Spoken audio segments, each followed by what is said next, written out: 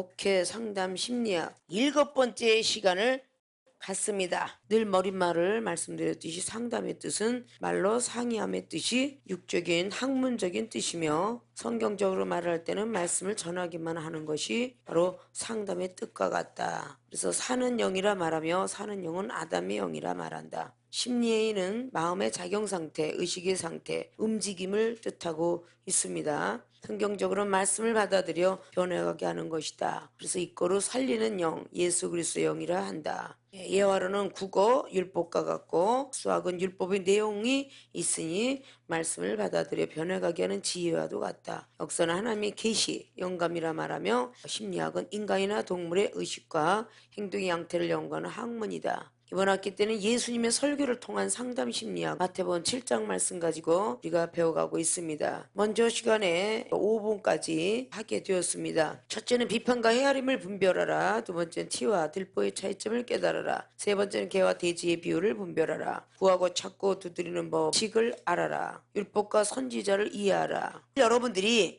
이 5가지 중에서 내가 한두 가지라도 좀 시행해 봐야 되겠다. 이런 결심들이 필요해요. 우리 신학생들에게는. 믿습니까?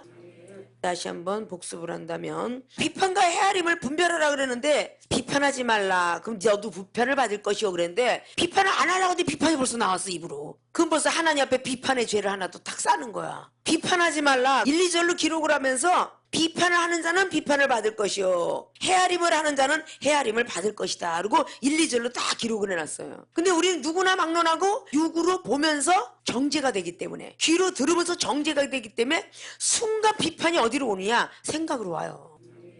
과연 비판을 하는 사람은 우리 하나님께서 너도 비판을 받을 것이다. 비판할 때 비판의 죄가 하늘의 생명책에 기록이 된다라고 생각한다면 심각한 일이에요. 그러니까 아직도 우리는 육의 눈을 가지고 있구나. 영의 눈을 갖고 있지 못하구나. 그러니까 상담학조차도 지금 자격증을 얻지 못하는 것이며 심리학 자격증은 더더군다나 멀었다는 것이죠. 상담은 자기의 경험 삼아 있었던 내가 비판을 받거나 판단을 받을 때 얼마나 기분이 나빴던가. 비판의 대상이 내가 되었을 때 얼마나 속상했던가. 이 생각들을 한다면 상담소를 차린 사람들이 그런 사람을 구제하려고 상담소를 차리는 거예요. 결혼에 실패한 사람들 결혼상담소, 청소년의 자식이 실패한 사람들이 비행청소년 상담소 이렇게 만들잖아요. 그건 자기네가 경험한 바죠. 그렇게 되게 안 하려고. 그래요 안 그래요? 여러분이 한 학기를 마치는 동안에 목회 상담에 오늘 비판과 헤아림을 분별하라 그렇게 얘기했는데 이것도 2달이 아니라 1년인가도 지키지 못한다면 상담은커녕 아무것도 못한다는 것입니다. 영적 눈을 가지고 영적 귀를 가지면 헤아림부터가 와야 돼요. 헤아림이 먼저 와야 됩니다. 영적 눈을 가졌다면, 영적인 마음은 주님의 마음을 가졌다면, 성령의 마음을 가졌다면 저 상대방이 어떤 행동을 하든 어떤 말을 하든 어떤 표정을 짓든 어떤 일을 하든 간에 헤아림부터 와야 돼요. 비판적으로 가면 아니 됩니다. 그러면 이미 우리도 비판을 받느니라 그랬어요. 이것은 사람의 말이 아니라 하나님께서 마태는 제자를 통해서 성령의 감동을 통하여 집어넣으셨다 그 말입니다. 쓰라 기록했다 그 말이에요. 이건 여러분들의 가슴에 손을 얹고 꼭 지켜보자, 일주일만 해도 지켜보자 하는 사람이 그 턱은 넘어갈 것이며 여호와 니시의 승리를 외칠 거예요. 안 하고 싶었는데 미운 사람, 듣기 싫은 사람, 이런 사람들이 자꾸 비판의 대상이 되거든요. 그러면 그게 하나님이 놓은 덫인지 사단이가 나를 쓰러뜨리게 놓은 덫인지 제대로 우리는 읽을 줄 알아야 돼요. 그게 심리 파악입니다. 아십니까? 심리는 마음 심자잖아요. 마음을 꿰뚫어 볼 수 있는 투시의 능력을 받으시려면 늘 여러분 그러죠. 목사님 어떻게 가만 앉아 있는데 지금 너 손 뜯으려고 그랬지? 이럴 때는 깜짝 놀래가지고 목사님 귀신 같아. 그 순간 예배 드리는데 알려준 바도 아니고 하나님께서 그 순간에 일러주시는 건데 그래서 아는 건데 어느 때는 하나님이 종이 되었다가 어느 때는 사단이 종이 될 리가 없겠지. 그래요 안 그래요? 전화 목소리 몇 마디만 들어도 이 사람이 지금 누굴 비판하고 있구나, 지금 나에 대한 어떤 속상을 갖고 있구나 읽게 되는 걸 볼 수가 있어요. 야, 나를 크게 만들려고 일깨워 주시기 위해서 경책하시나 보다라는 헤아림이 먼저 오면 시험이 들 리는 없다는 거지. 또 많은 영혼이 미우면 우리 당회장님이 또 총장님이 나에게 경책할 때 내가 넘어갔지, 그러니까 내 앞에 있는 한 영혼이 나를 시험 들게 할 때에 당회장님처럼 아니면 총장님처럼 아니면 하나님처럼 생각한다면 비판보다는 헤아림으로 돌아가게 돼 있어요. 근데 우리는 순간적으로 기분 나쁜 소리를 딱 들으면요, 왜 말을 저렇게 하지? 저 사람이 함부로 말했다고 해서 나도 함부로 말한다는 거죠. 기분 나쁜 말은 왜 말을 저렇게 하는 거야? 곱게 할 수도 있는데 겉으로 내뱉지 않았지만 벌써 머릿속에는 판단을 넣어서 한 거예요. 그리고 마음으로 벌써 분냄이 나오기 시작하죠. 그것이 벌써 비판을 하늘에부터 너도 비판하지 마라 이런 음성이 들려야 돼요. 네가 영혼을 비판했기 때문에 내가 너도 비판하노라 이렇게 돼야 되죠. 그러나 아무리 미운 영혼도 저럴 수밖에 없었을 거야. 아마 속상한 일이 있나 봐. 누가하고 말다툼 했나 봐. 이런 상황을 헤아리게 되면 너도 저 영혼을 헤아렸으니 나도 너를 헤아려 주마 이렇게 되는 거죠. 비판과 헤아림을 분별하는 이 속에서 항상 우리는 헤아림이 먼저야 되는데 비판이 먼저 있다 그 말이에요. 어떤 시험의 자리가 오면 100%다 쓰러져. 100%. 그러면 신학교에 공부하는 의미가 뭐가 있냐? 아무 의미가 없잖아. 그러면서 상담을 또 해요. 또 말씀을 갖고 가르치면서 나 그냥 시험 들어서 못 살겠어. 저 영혼 시험 들어서 못 살겠어. 이러고 막 뭐라고 이야기하면 마태복음 7장에 비판하지 마라. 그 비판을 받고 헤아림을 하면 헤아림 받느니라. 아까 그러지 말라고 성경에 써있잖아. 자기 못하면서 그렇게 또 가르쳐요. 또 전부 그래서 일만 스승이 된다는 거야. 아비는 없고 일만 스승은 참 많다는 거야. 본인은 그렇게 많이 가르쳐요. 그리고 자기는 하나도 행동을 못하는 거야. 이런 목회자가 우리 한국 땅에 또 전 세계에 참 너무너무 많다는 거죠. 강대상에서 말씀을 증거하면서 본인은 못한다는 거야 그걸. 그래서 우리는 정말 분별의 영을 가지고 분별할 줄 알아야 돼요. 믿습니까? 이게 지금까지 2달 동안 지나왔던 길에 아직도 못했더라면 오늘 이 시간부터 비판할 자리가 오거들랑 반드시 헤아림부터 먼저 갖고 오셔서 헤아리시면 여러분이 혹시 비판의 대상이 하나님이나 사람 앞에 될 때에 하나님께서 헤아림으로 갚아주실 거예요. 믿습니까? 두 번째, 티와 들보의 차이점 깨달아라. 똑같죠. 내 눈엔 들보가 더 많음에도 불구하고 남의 티를 뽑으려고 하는 그 문제점들. 우리는 지금 9가지를 잘못하고 있는데 한 가지 때문에 하나님이 사랑을 하고 있어요. 근데 자기 눈에 띄는 사람은 한 가지 잘못 때문에 9가지를 다 무너뜨리고 있다는 거죠. 우리 하나님은요, 우리가 다 10가지가 이뻐서 쓰시는 게 아니라 딱 한 가지가 이뻐 쓰는 거예요. 어떤 사람은 믿음이 이뻐서, 어떤 사람은 겸손해서, 어떤 사람은 말씀에 순종을 잘해서, 어떤 사람은 기도를 좀 잘해서, 어떤 사람은 악기를 잘 다뤄서, 어떤 사람은 노래를 잘해서, 어떤 사람은 춤을 잘 춰서, 어떤 사람은 봉쇄, 구제를 잘하고, 어떤 사람은 상담을 잘해서. 그리고 그거 하나를 통해서 하나님 뿌리를 내리게 하셔요. 뿌리를 내리게 하면서 가지치기 하게 만드시는데 그 격가지에서 만들어주시는 거예요. 믿음이 좋아서 하나님 선택한 사람은 믿음을 통하여서 가지를 나게 만듭니다. 믿음의 말씀으로, 믿음의 사랑으로, 믿음의 기도로, 믿음의 인내로 쫙 가지 펼치기를 하죠. 말씀이 좋아서 말씀의 뿌리가 내린 사람은 말씀의 기도로, 말씀의 사랑으로, 말씀의 믿음으로 분명히 부족한 거 다 보태주세요. 기도로 시작한 사람은 기도를 통하여 말씀을 깨닫게 하시고 사랑을 알게 하시고 믿음을 심어주시고 겸손하게 만드시며 은사를 주시고 이게 다 가지가 주렁주렁 달려도 열매는 한 가지인 것처럼 무엇인가 그 하나를 보시고 뿌리를 내리게 만드셔서 그 나머지 격가지에다가 아름답게 주렁주렁 보석을 달아주세요. 그렇기 때문에 우리가 그 격가지에 많은 은사의 보석들이 달릴 때까지는 우리는 항상 내 눈에는 들보가 더 있다. 남의 눈에 티만 있는 것 같고 자꾸 잔소리 하려고 하지 말자. 이걸 우리가 갖고 있어야 됩니다. 믿습니까? 이것도 오늘부터 일주일만 여러분이 한번 시행해 보려고 애써보세요. 하나님이 먼데 계신 분이 아니라 살아계신 분입니다. 여러분 자신이 아직 확 몰라보게 변할 거예요. 아십니까? 세 번째, 개와 돼지의 비유를 분별하라. 말한 것을 지키지 못하고 회개하고 또 죄를 짓는다. 안 그럴게요 그러고 또 그러고 뉘우치고 고쳐놓고 또 죄를 짓고. 그래서 개와 돼지의 비유를 분별하라 라고 말했어요. 말을 하고 안 지키는 사람은 개년아 개놈아 이 소리를 들어야 돼. 그렇잖아요. 베드로서 2장 22절처럼 개년아 개놈아 들어야 되는데 요즘 세상의 개는요 개년아 개놈아 나는 하는 주인들은 한 번도 못 봤어요. 어머머, 우리 아들 못 봤어요? 우리 아들. 나는 깜짝 놀랐어. 당신이 아들이 어떻게 생겼는데 그랬더니 이렇게 귀대갖고 이렇게 털을 좀 깎아줬는데요. 나중에 듣고 봤더니 개야, 개. 우리 아들 못 봤어요? 이러고 쫓아다녀. 그런 주인들이 있다니까요. 갔다가 누구 줘라. 그런데 이거는 내 동생이에요. 10년을 같이 살았는데요. 이래가면서 개새끼 안 놔주려고 하는 애도 봤고. 아십니까? 그 지 동생이래. 그리고 내 새끼라고 그러질 않나. 주인들은 그렇게 키워요. 이 성경은 수기록과 같아요. 자기의 일기와 같다고 말입니다. 베드로 사도가 베드로서 2장 22절을 통해서 왜 개가 먹은 걸 또 토해놓고 돼지가 굴었다 또 굴렀다라고 기록을 했는가 잘 생각해 보시라는 거야. 베드로서 4장 12절에 불같은 시험이 올 때 기뻐하고 즐거워해라라고 기록한 것은 불같은 시험이 올 때마다 기뻐하고 즐거워하지 못했기 때문에 그 기록을 한 거야.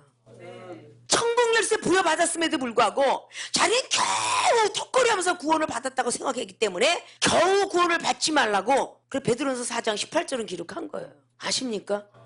그 수기록이라는 거야. 여러분이 만약에 일기를 쓰십시오 라고 했다면 똑같을 거야. 간증책들을 뒤다 보면 다 자기의 회개입니다. 나는 이렇게 해서 하나님을 만났었는데 이렇게 해서 세상을 돌아가다가 이렇게 해서 또 얻어봤다가 또다시 고침받고 전부 보면요 자기 후회함만 쫙 기록된 게 간증책이고요. 그리고 수록된 기록들이에요. 이게 바로 선지자와 사도, 제자들의 이야기들이 그렇게 기록되어 있는 것입니다. 믿습니까?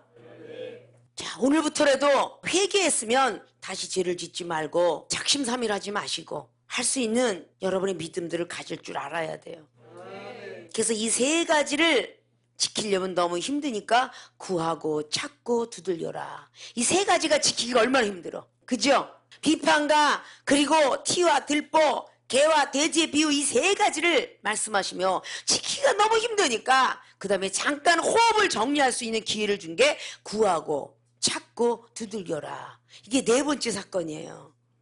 이걸 알으라고 숨 쉬는 틈을 주신 거예요. 매질을 하시다가도 숨 쉴 틈을 주시잖아요. 그래야 안 그래요? 다 죽어가서 손도 까딱하지 못했을 때 아이고 주여 나 새벽기도 안 해서 그런가 봐. 아이고 주여 내가 누굴 미워해서 그런가 봐. 아이고 주여 지금 내가 말씀 따라 안 살아서 그런가 봐.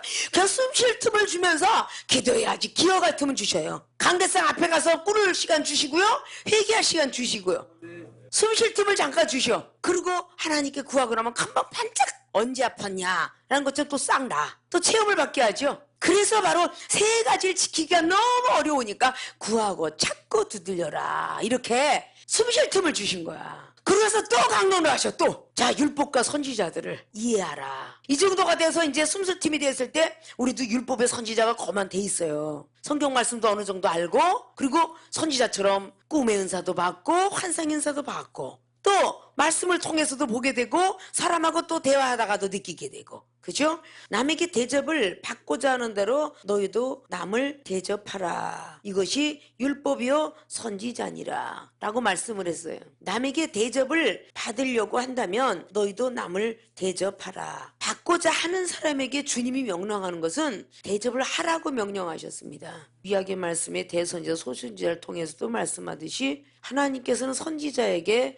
알려주지 아니하고는 재앙이나 전쟁이나 기근이나 내리는 법은 없다라고 말씀을 해요. 그래서 선지자격은 하나님이 다 알게 하시니 즉 예언자와 같다라는 뜻이에요. 선지자들은 속모양까지 보기 때문에 대접을 하려고 들지요. 왜냐 심령 파악을 할 수 있다는 것이죠. 저 사람이 내가 무슨 말을 했을 때에 얼굴색이 변한구나 하면 금방 심리 파악을 하면서 다른 말로 바꾸죠. 그것이 바로 하나님으로부터 받은 예언의 선지자들, 선견자들 이렇게 말을 하죠. 그래서 이것은 바로 율법이 아니고 믿음. 믿음은 내 믿음에 맞췄다가 갑자기 저 상대방이 얼굴색이 변할 때에 상대방 믿음에 맞춰서 또다시 말이 내려오게 됩니다. 그래서 상담자와 내담자의 말을 할 때에 그 사람하고 대화하다가 내 믿음에 맞춰서 말씀으로 가고 있는데 전혀 못 알아듣는 표정이 나왔을 때 바로 심리 파악을 하죠. 마음의 작용 상태, 의식 상태를 보고 심리 파악을 합니다.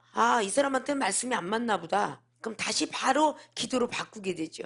그리고 다시 바로 믿음으로 바꾸게 되고 사랑으로 바꾸게 돼요. 상대방 믿음에 맞춰서 내려오게 됩니다.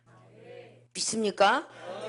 율법과 선지자를 이해하라. A면은 율법은 대접받는 것, B면은 선지자는 대접하는 것. 누구나 다 칭찬을 받고 싶고 그리고 존경을 받고 싶고 그렇게 받고 싶은 사람들은 먼저 대접을 하고 공경을 하고 하라는 뜻입니다. 그러면 하나님께서 우리를 다른 사람을 통해서 받게 하겠다라는 뜻이죠. 그것이 율법과 선지자니라 그랬어요. 그래서 율법과 선지자는 불갑을 떨어지면 안 돼요. 율법은 그림자요, 선지자는 형상. 예수 그리스도 그분이 선지자격과 같아요. 그림자와 형상은 떨어지면 안 되겠죠. 그림자 형상을 떨어진 걸 보고 귀신이라고 그래. 사람에게만 그림자가 있기 때문에 죽은 사람을 보고 홀령이라 하고 귀신이라고 말을 하죠. 근데 예수 그리스도 그분은 살아계시는 분이라 그분은 그림자가 꼭 있으세요. 그 그림자가 바로 율법이고요. 그러니까 우리는 그 율법과 선지자들에게 이야기하노라. 남을 대접을 하려고들랑 네가 대접을 받고자 하지 말고 남을 대접을 하라. 그것이 율법과 선지자니라 라고 말씀을 하고 있는 것이죠. 그래서 율법이 믿음이 오므로 없어졌느냐? 아니다. 믿음이 오면서 율법은 더 온전해졌으며 율법과 믿음을 가진 자들은 반드시 행하라. 그렇게 삼일체크를 다 드셨습니다. 그걸 다 가진 사람만이 온전한 사람이다 라고 말했죠. 그래서 율법과 선지자 정도는 세계로 신학교 학생들은 모든 사람들이 다 그 길을 거쳐가면서 이 자리에 앉아 있어요. 법을 따라서 노예거실 통해서 전도서고 친 사람, 또 목사고시를 치른 사람, 이런 등등의 모든 율법을 지켜가면서 했다라는 얘기죠. 그러니까 점점 올라가면 올라갈수록 좁은 길이 될 수밖에 없다는 거죠. 넓은 길을 추구하면서 넓은 길에 나가서 외치면 사망의 길을 외칠 수가 있는 거고요. 좁은 길에 들어와서 외치면 비록 좁은 길인 것 같아도 천국 길을 외치는 거니까요. 그래서 주님은 점차적으로 마태를 통해서 오늘 7장을 통해 우리가 깨닫게 하는 것이 전부가 깨달아라, 분별하라, 깨달아라, 분별하라, 이런 방법으로 오늘 제목을 붙여갔습니다. 그래서 율법과 선지자를 이해하지 아니하면 성경 말씀 66권의 율법을 이해하고 그리고 선지자들의 대선지자, 소선지자, 사도, 제자들 이런 것들 이해하지 아니하면 절대 상담과 심리학은 할 수가 없다라는 뜻입니다. 믿습니까? 꼭 복습하시고 또 예습하시고 그래서 누군가를 향할 때에 여러분이 배운 것이 머릿속에서 탁탁 떠올라야 돼요. 믿습니까? 그래야 여러분이 하나님 앞에 온전한 사람이 됩니다. 그래야 상담학 심리학의 전공자가 돼요. 믿습니까? 여섯 번째, 좁은 문과 넓은 문의 의미를 알라. 13절과 14절은 말해요. 율법과 선지자, 구약과 신약을 다 알았으면 그 아는 사람에게 말씀하시는 거예요. 6번부터 9번까지가. 자, 좁은 문과 넓은 문의 의미를 알라. A면의 좁은 문 입거로 생명으로 인도하는 문, B면의 넓은 문, 멸망으로 인도하는 문. 너무도 우리가 잘 알고 있는 글씨고요. 근데 이게 행동으로 옮겨지지 않는다는 거죠. 육적 사람은 행동으로 옮기지지 않을더라도 영적 사람은 옮겨져야 된다는 것이죠. 13절에 보면 좁은 문으로 들어가라. 멸망으로 인도하는 문은 크고 그 길이 넓어 그리로 들어가는 자가 많고 생명으로 인도하는 문은 좁고 길이 협착하여 찾는 이가 적음이니라. 13절 14절의 말씀인데 두 소절에 들어가 있는 이 내용이 지키기가 그렇게 힘들까? 간단하게 우리가 머릿속에 넣어도 좁은 문은 생명의 문이요, 넓은 문은 멸망의 문이야. 간단하게 지금 다 지금 압축시켜서 짧은 글짓기 해서 좁은 문 입거로 생명의 문, 넓은 문 입거로 멸망의 문이에요. 이렇게 간단한 건데도 우린 지키지 못한다는 거죠.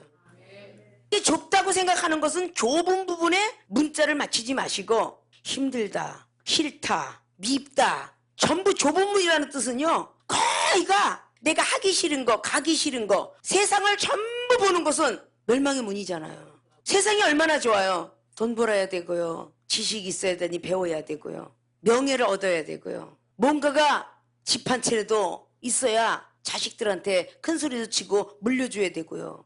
이렇게 다 벌어갖고 자식한테 다 이어주면 내가 쓰는 게 아니라 자식들이 다 쓰고 가요. 큰 기업체의 부분을 보면 여러분이 너무 잘 아시죠? 근데 좁은 문으로 가는 사람은요, 남는 게 한 개도 없어요. 남는 게 하나도 없어. 딱 남는 거는 믿음 하나뿐인 것 같아.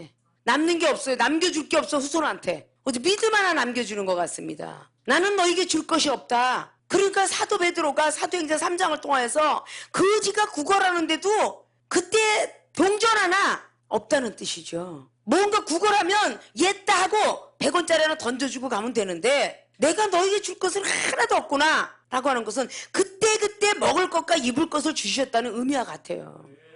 내가 너한테 줄 것은 없지만 낫사렛 예수 그리스도 이름으로 내가 너 병은 고쳐줄 수 있다 라고 말하면서 손목을 붙잡아 줄 수 있는 사람밖에 없었다는 거죠. 그 안진뱅이에게 붙들어서 일어나라 라는 명령밖에 할 수 없는, 낫사렛 예수 그리스도 이름으로 내가 받은 거는 신의 은사다, 일어나라 라고 붙잡아 줄 수밖에 없을 때 그 영혼은 펄쩍 뛰면서 일어났다는 거죠. 아무 사례도 알 수 없는 거지였다는 거죠. 근데 그 사례는 어떻게 베드로가 받았냐? 이 안진뱅이가 성전에 가서 뛰어놀더라. 그게 베드로 사도가 쌓는 상급이에요.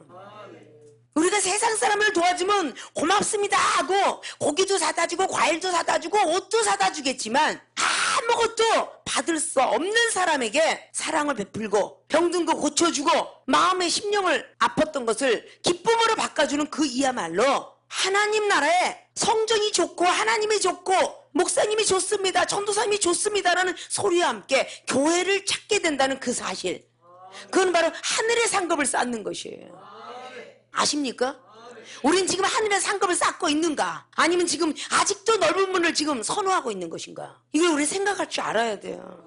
세계로 신학교 오면서 전부 버리래 이게 진리니까요. 올 때 아무것도 가져온 게 없으니 넌 다 놓고 가야 되느니라 디모데전서 6장 7절하고 전도서 5장 15절은 말했다고 그랬죠. 벌거벗고 왔으니 벌거벗고 가는 게 기정사실이라고. 믿습니까? 자기가 사서 입고 자기가 사서 씌었던 보석이나 귀걸이, 자기가 이빨이 망가져서 금이빨 했던 것조차도 죽을 때는 아무것도 못 가지고 가요. 믿습니까?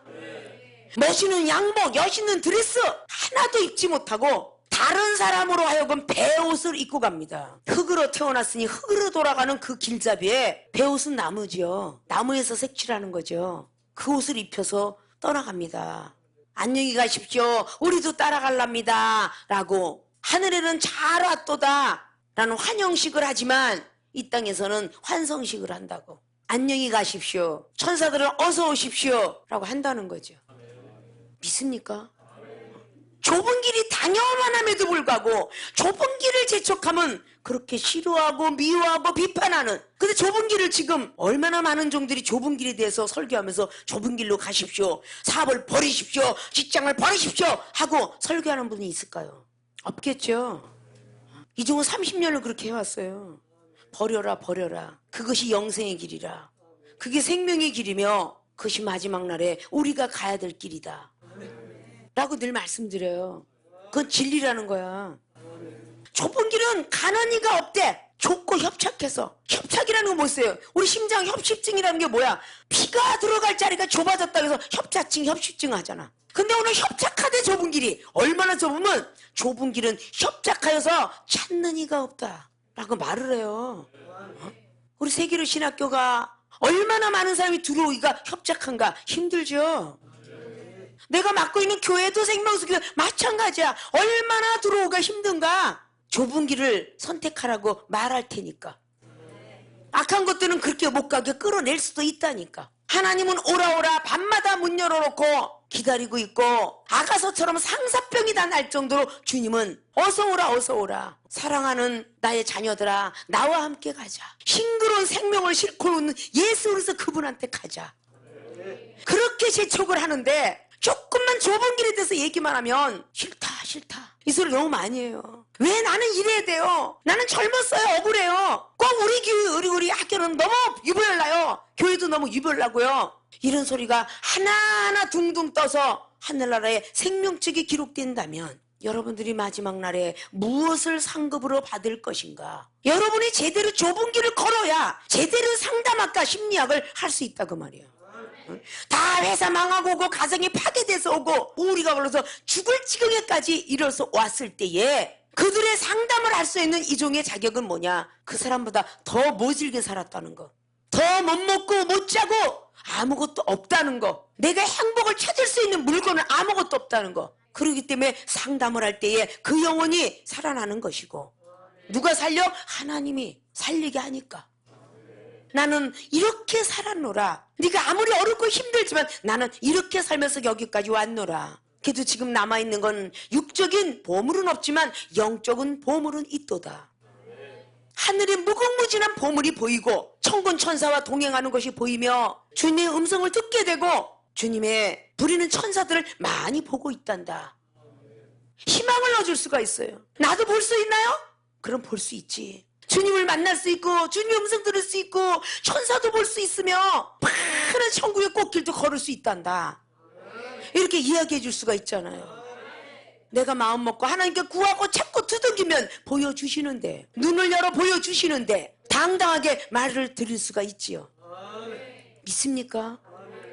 세계로 신학교 지금 있는 숫자만 해도 좁은 문과 넓은 문의 의미를 알기만 한다면 얼마든지 좁은 문을 싫어야 하는 사람을 이끌어낼 수가 있다 그 말이에요. 넓은 문을 걸어가는 사람이 영혼을 상담하고 끌고 간다면 맹인이 맹인을 끌고 가는 거예요. 그럼 다 구덩이에 빠지는 일이라 그랬어요. 아십니까?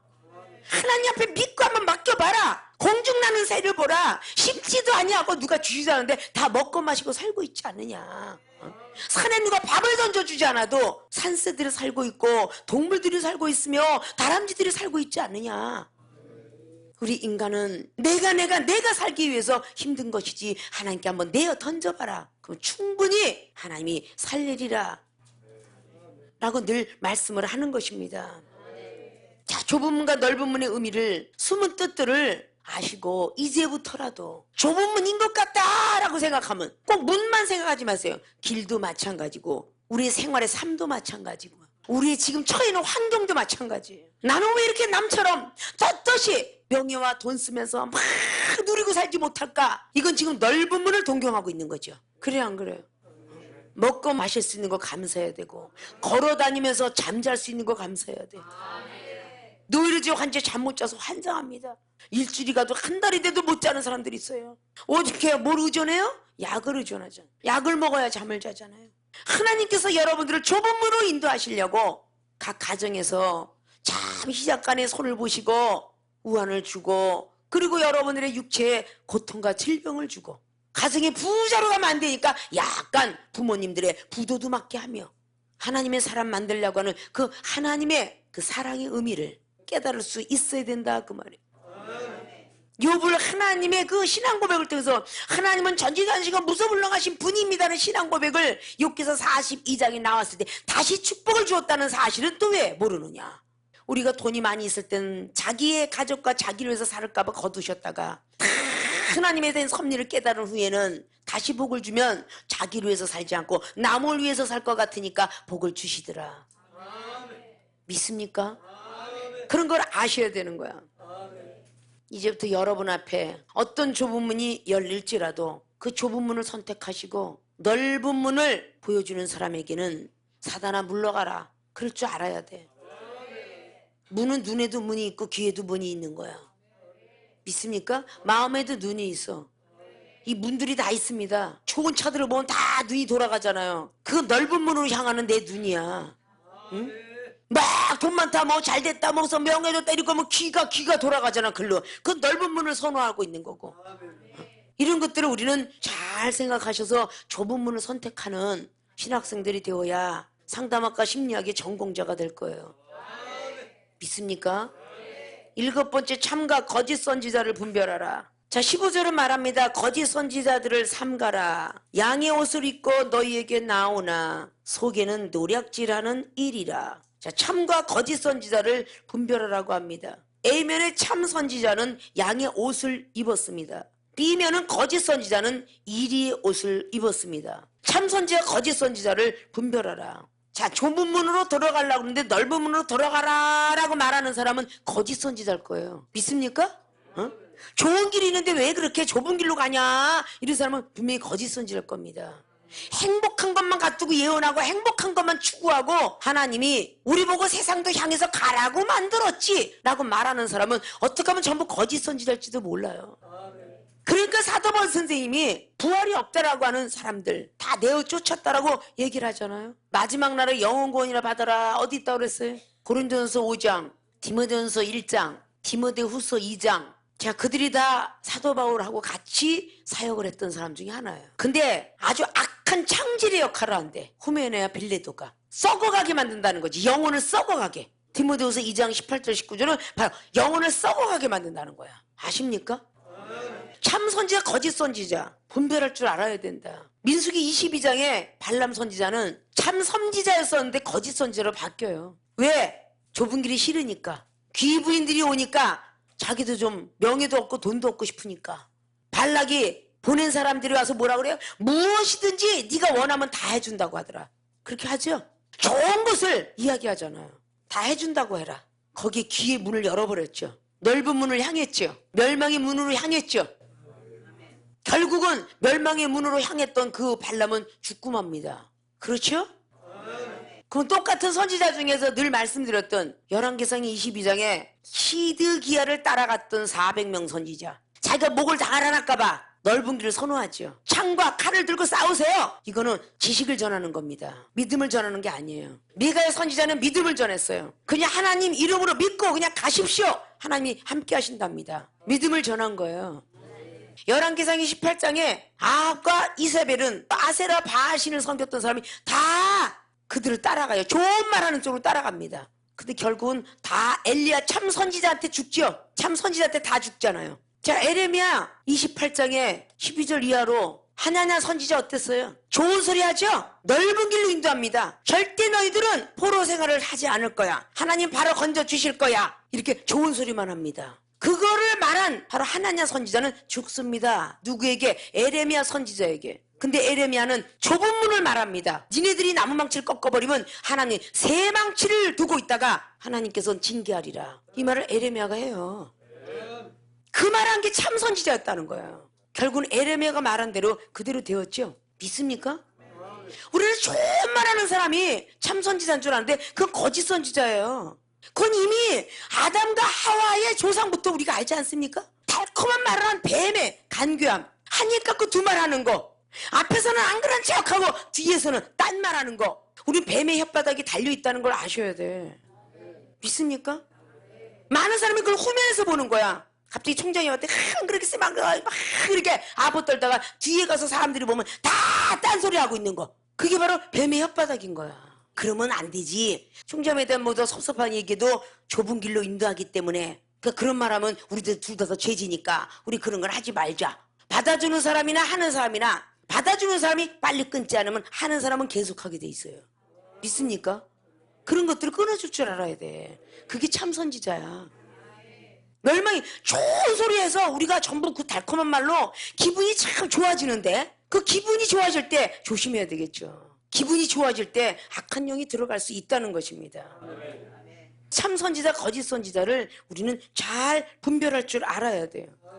자, 양의 옷을 입었다. 참 선지자는 양의 옷을 입었어요. 그럼 요한복음 10장하고도 같이 비례하죠. 늑대가 물고 가는 걸 볼 때 피를 흘리면서까지 그 양을 건집니다. 그래서 히브리 기자가 너희들이 피 흘리기까지 쌓아보았느냐? 고통을 받기까지 한번 쌓아보았느냐? 양을 건져내기 위해서 라는 말이죠.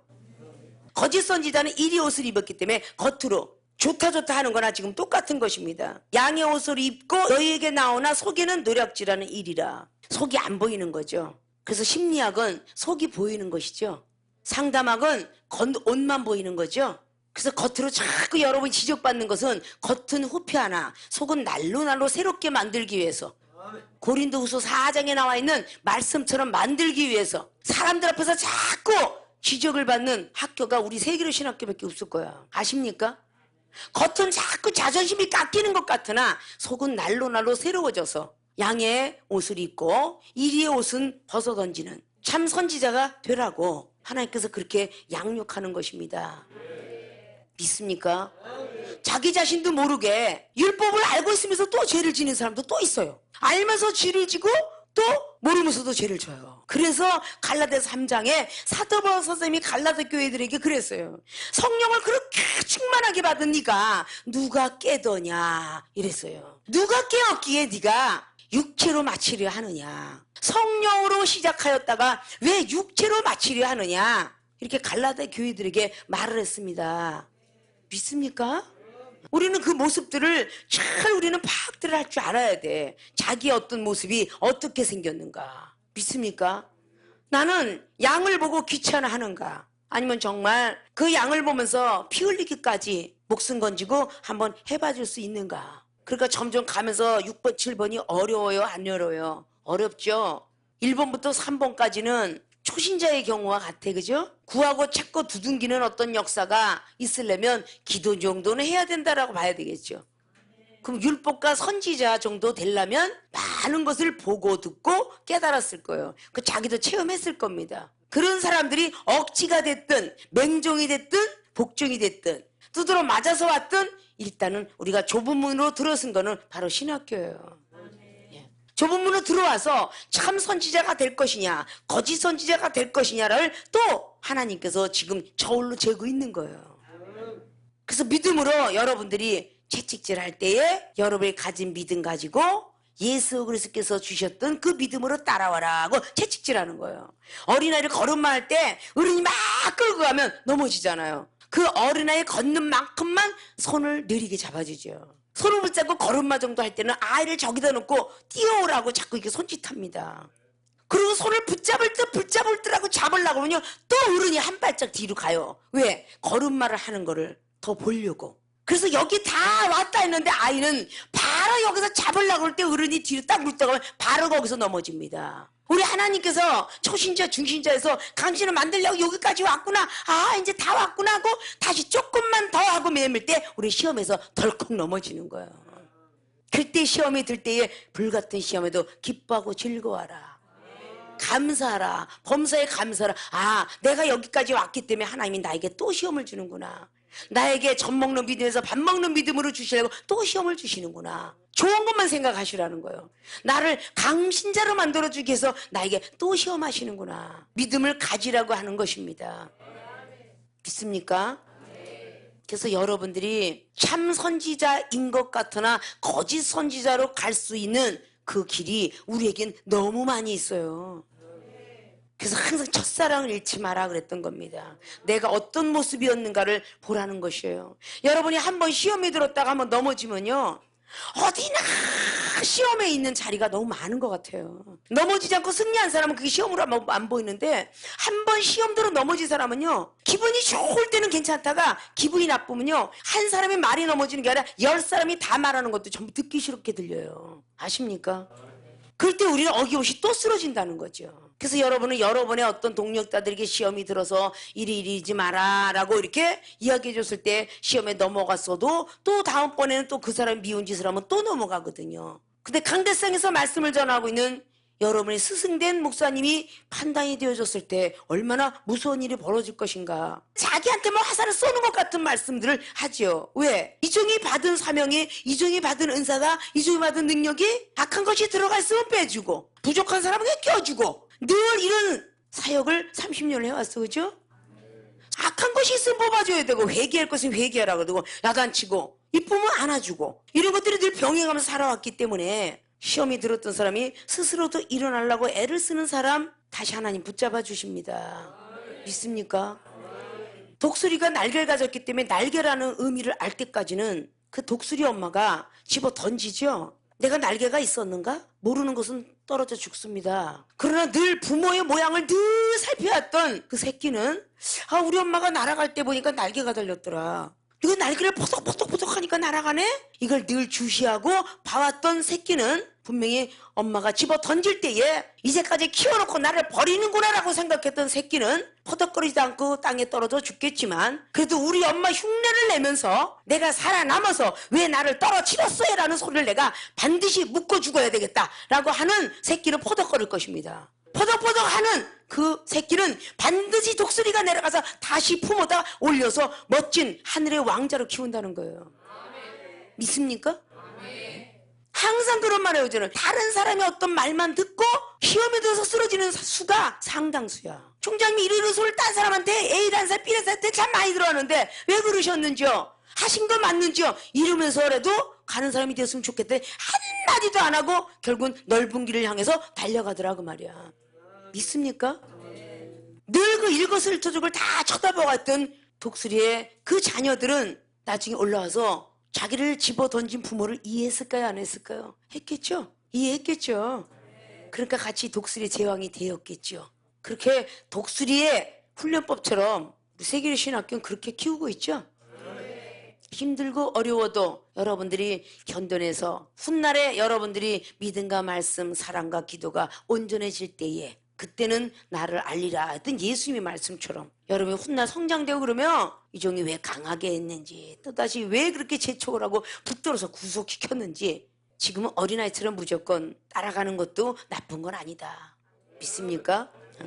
좋은 것 먹이는 세상의 부모도 그럴진데 하나님의 영을 받아서 어떻게 하면 하나님의 영혼들 주님 성품 닮게 만들려고 하는 그 모습들. 그래서 여러분들이 이중 대신 많은 영혼들을 상담하고 심리 파악하면서 뽑아낼 수 있는 능력자들이 좀 되었으면 좋겠어요. 이중준 좀 쉬게 믿습니까? 오늘 7번까지 참과 거짓 선지를 분별하라 라는 것을 또 들었고 그랬지만 또 시간만 나면 또 유튜브 듣고 또 듣고 또 듣고 해서 자꾸 이렇게 되새김질하는 소가 되어서 하나님 받기 좋아하는 번제물이 되셔야 되겠죠? 다음 시간에는 8번의 열매를 분별하라고 천국에 들어갈자 못 들어갈자 깨달으라 라는 것으로 다시 배우고 정말 한 학기에 배웠던 모든 것들이 헛되지 않도록 2학기 때는 이렇게 상담하게 이 배웠던 모든 것대로 실천하여서 정말 예수님 닮은 사람이 왜 이렇게 많어? 라는 소리를 들을 수 있는 우리 신학생들이 되어지길 주님의 부탁의 말씀을 드리고 축원을 드리겠습니다.